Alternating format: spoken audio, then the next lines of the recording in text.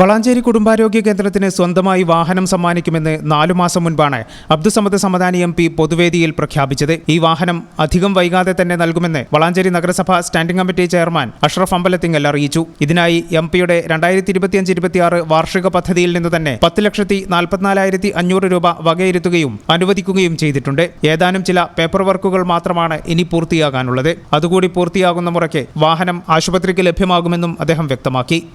Valanchery family health സെൻ്ററിന് ബഹുമാനപ്പെട്ട parliament member MP Abdussamad Samadani MP അവരുടെ പ്രാദേശിക വികസന ഫണ്ടിൽ നിന്നും വളാഞ്ചേരി ഫാമിലി ഹെൽത്ത് സെൻ്ററിന് ഒരു വാഹനം അനുവദിക്കാമെന്ന് അർബൻ PSCയുടെ ഉദ്ഘാടന സമയത്ത് ബഹുമാനപ്പെട്ട MP പ്രഖ്യാപിച്ചിരുന്നു.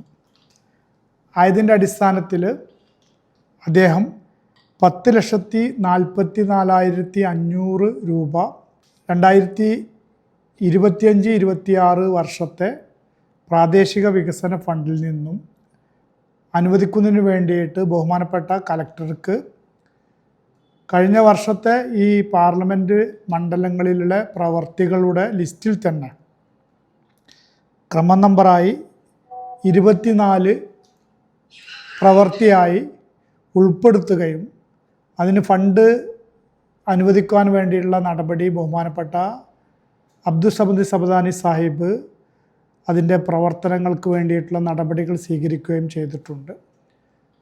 ഈ അടുത്ത ദിവസത്തിൽ അദ്ദേഹം ഇത് സംബന്ധിച്ചുള്ള യാതൊരു നടപടിയും സ്വീകരിച്ചില്ല എന്നുള്ള രീതിയിൽ വന്ന ഒരു വാർത്ത വസ്തുതയ്ക്ക് വിരുദ്ധമാണ്. കഴിഞ്ഞ സമയത്ത് നഗരസഭയുടെ family health centre PSC urban PSC Kavumpurath ഉദ്ഘാടന സമയത്താണ് അദ്ദേഹം ഈ പ്രഖ്യാപനം നടത്തിയത്. ആ നടത്തിയ ഉടനെ തന്നെ അതിനു വേണ്ടിയിട്ടുള്ള നടപടിക്രമങ്ങൾ ബഹുമാനപ്പെട്ട MP സ്വീകരിച്ചിട്ടുണ്ട്. DMOയുമായി ബന്ധപ്പെട്ടുകൊണ്ട് ഇതിൻ്റെ നടപടിക്രമത്തിൻ്റെ ഭാഗമായിട്ട് ഈ ലെറ്റർ DMOക്ക് നൽകുകയും DMO അത് വളാഞ്ചേരി